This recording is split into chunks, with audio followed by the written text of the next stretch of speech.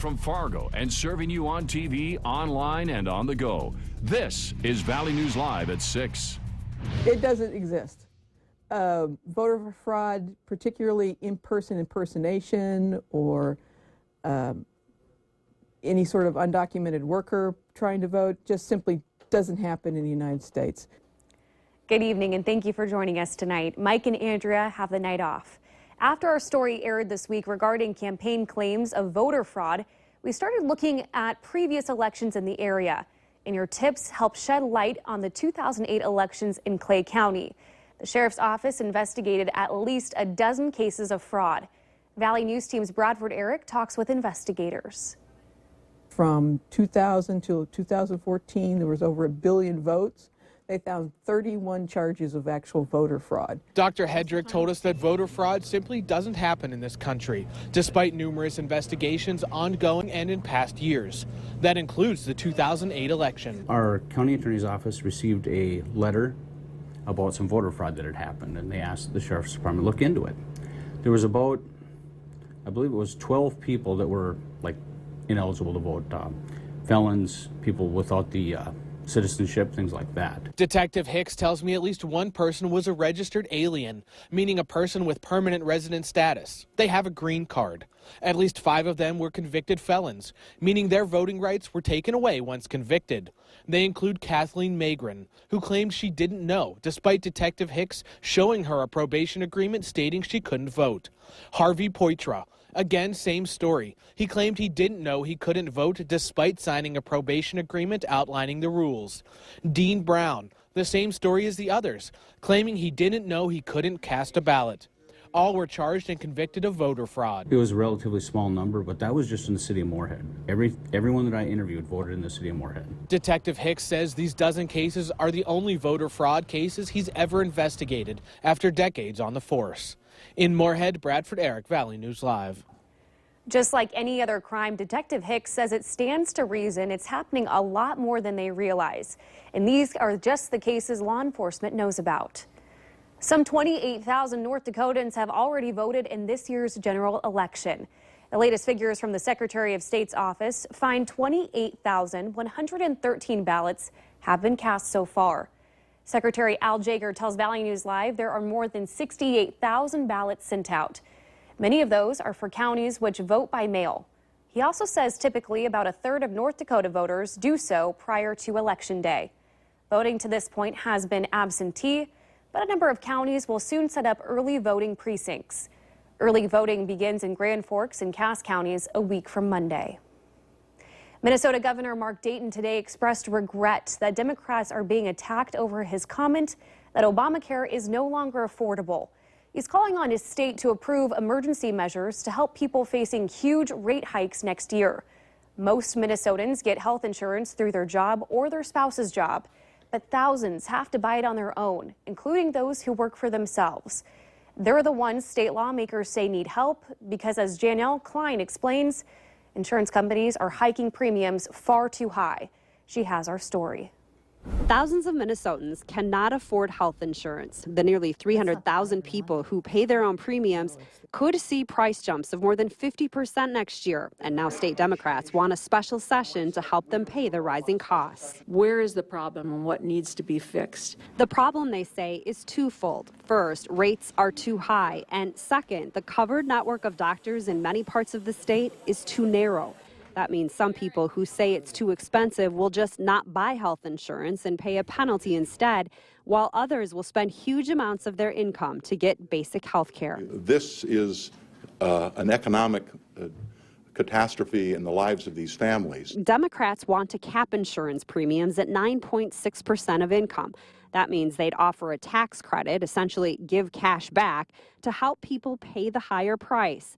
A plan Republicans call a political stunt. They're thinking the way to solve it is just to write checks out of the general fund and hand it over to people and say, here, we'll pay part of your premium for you. That's not a solution to this problem. Democrats insist that it is at least for the next year, and they're asking Governor Dayton to call a special session in the next 2 weeks. That timeline is important because they know this is a big issue for a lot of people. They want to address it before the November 8th election. Well, it's looking like a beautiful sunny start to our weekend. Robert, what's our forecast looking like for tonight? Yeah, after some cloudy days and finally even a cloudy much of your Friday, finally seeing some sunshine out there. More sunshine, especially as we head through the day on Saturday. Today's temperatures right now mostly in the 50s, a touch cooler off towards the east, 40s in Bemidji and Wadena, warmer off to the west and south with 60s in Jamestown.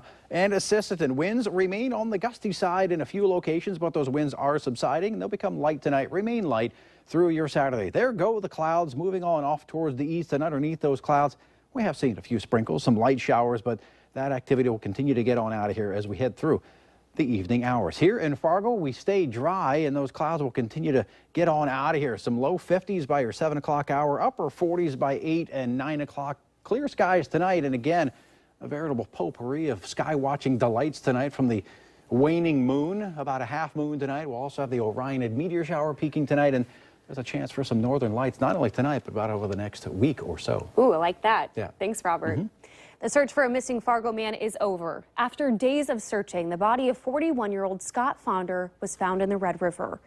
Fonder was reported missing by family members on October 9th. Fargo police were able to track Fonder's phone near Dyke East in Fargo, and every day, Valley Water Rescue and the Fargo Fire Department have been searching for him. Fonder's body was found yesterday, and at this point, no foul play is suspected.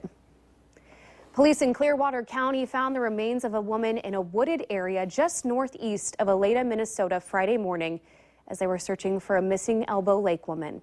The remains are believed to be of 28-year-old Haley Lynn Soyring of Elbow Lake Village in Waubun, Minnesota. Soyring was reported missing on Wednesday after family couldn't find her. She was last seen on Sunday in Mahnomen. Police say they found a burned-out car Thursday night that matched the description of the car Soyring was driving. The body has been taken to the Grand Forks County, North Dakota Medical Examiner's Office to determine the cause of death. The Grand Forks Police Department is asking for your help in finding a missing man. Keith Ray was last seen on about 10:30 Thursday night. If you have seen Keith or know where he is, please contact the Grand Forks Police Department at 701-787-8000 or download their Tip 411 app. A crash on I-94 caused some slight traffic problems this afternoon. It happened in the westbound lane around 2 o'clock near the 25th Street exit. Crews responded after two cars collided and one of them was leaking fluids. Firefighters covered the fluids with sand and traffic. That was able to get moving again pretty quickly. No one was hurt, but officers are investigating the cause of that crash. It's Friday, so let's take a look at this week's Valley's Most Wanted. This time, it's a little bit different. That's because Darren Strauss is now in custody after he was wanted for probation violation on felony drug charges. This brings the total arrest count to date for the Felony Friday program to 545. It's an effort to keep prescription drugs off the streets. The Moorhead Police Department is holding a drug take-back event tomorrow. They ask that you go through your medicine cabinet and get rid of potentially dangerous, expired, unused, and also unwanted prescription drugs. You can bring them to the Main Avenue Hornbachers from 10 to noon or the Southside Hornbachers from noon to 2. You're asked to bring pills in the bottle or put them in a Ziploc bag. Liquid should be sealed in a bottle, then placed in a Ziploc bag. It's free and anonymous with no questions asked. Many people love dogs, but some breeds are more loved than others. October is Pitbull Awareness Month, and some local businesses are trying to teach people that it really comes down to the dog and their owner. There are about 7 dog boarding and daycare centers in the Fargo-Moorhead area, but only 5 accept pit bulls. One center says they can't take in the breed because of insurance reasons.